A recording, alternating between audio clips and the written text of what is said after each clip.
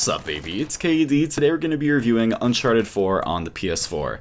It's not going to be a complaint department. I don't have anything too scathing to say about it, but yeah, I'm a big fan of the Uncharted games. I've been playing them since the beginning, so I'm excited to talk about it. If you've played any of the Uncharted games before, you're going to feel right at home. You're still climbing over a bunch of shit, searching through some ancient shit, then you'll find a clue that says the treasure's in another castle, then the bad guys show up and you shoot a bunch of shit, and just barely make it out alive.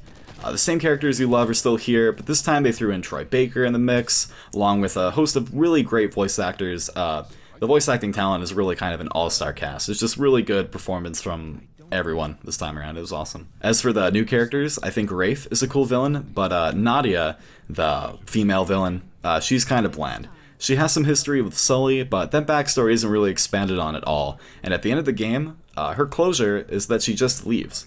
She just says, F this, and leaves. But the story we have here is quite good. The writing is excellent. There are plenty of twists and turns to make you throw down your controller for a few minutes to really comprehend what's happening. But what's different this time around is that Uncharted 4 takes a lot of opportunities to make you feel like Nate's life is actually at stake, that his actions have consequences on the people around him, and that everyone might not make it out alive.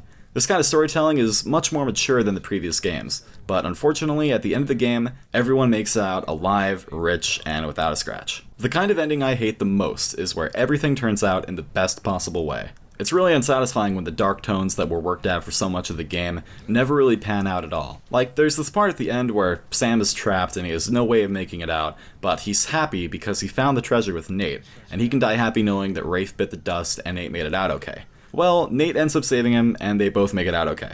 I mean, I'm not calling BS on the way that he saved him or anything, it makes sense, but I think that if Sam died at the end, it would have stuck with the player more. Graphically speaking, it's weird to say that a console game was one of the best looking games I've ever seen, but that is definitely the case with Uncharted 4. I don't know what kind of black magic Naughty Dog has worked into the PS4 to make it do this, but whatever they did, this game just looks stupid good. There may be a lot of motion blur, and the single player might be locked at 30 FPS, but the multiplayer is actually raised up to a 60 FPS lock, so the frame rate's not going to be a hindrance in multiplayer, so you're going to get that glorious frame rate where it matters. Like I said, Uncharted 4 is not really doing anything new for the series, and that's true for the gameplay too.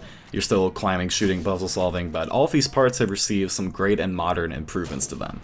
The rework of the stealth in this game is amazing. In previous games, if one guy caught a glimpse of you, you were instantly caught and screwed. But rather than being instantly detected, the game takes a hint from other stealth games like Far Cry or Metal Gear Solid, where enemies have varying degrees of detection. If you can make it away from an enemy before the bar fills up or they get a good enough look at you, you can still continue your silent approach. Another piece of gameplay borrowed from something like Metal Gear Solid 5 is the mechanic of marking your enemies, but I feel that this addition is pretty pointless because you don't really need it to make it through an encounter. The gunplay feels awesome, the guns sound great, there's a good variety of weapons, and the AI really helps to make the game feel less like a shooting gallery. They're constantly trying to flank you, and if you hole up in one spot for too long, they'll throw grenades at you. You can't throw back grenades anymore, which is an odd change at first, but it really helps to stop the player from camping and to constantly keep the player on the move. The exploration is freshened up with the addition of the grappling hook and sliding and climbing mechanics, and the climbing feels better than ever. But the one thing that I wished Uncharted would receive a revamp in was untouched, and that's the lack of any kind of upgrade system. In The Last of Us, there were plenty of upgrades and resources to find that made it worth playing through the game a second time. But in Uncharted, I don't feel really compelled to go back through levels to find treasures just for cool filters or weapon unlocks or trophies. So unfortunately, like the previous games, once you beat the game, there's little incentive to go back. But when it comes to that first ride, Uncharted 4 is an amazing experience. I haven't had a chance to really get my hands dirty with the multiplayer, but we'll save that for another video. The fourth game is without a doubt the best in this series, but that isn't to say that you shouldn't play the other games first. One thing Uncharted 4 does really well is reward the longtime fan of the series with tons of callbacks and references to the older games. Uncharted 4 is a beautiful and well-paced game, and a satisfying conclusion to the Uncharted series. I give it a 4 out of 5. Thanks for watching. Make sure to subscribe if you want to see more reviews like this one. Follow my Twitter to get updates about new videos. You can follow my Twitch to see when I live stream, and also go to kbmod.com for all the best PC gaming news and reviews, and an excellent podcast that I'm a part of. Hope you enjoyed the video. I tried a different kind of editing style where there's a lot less cutting and hard editing. Hopefully it'll sound a lot more relaxed and casual and less artificial.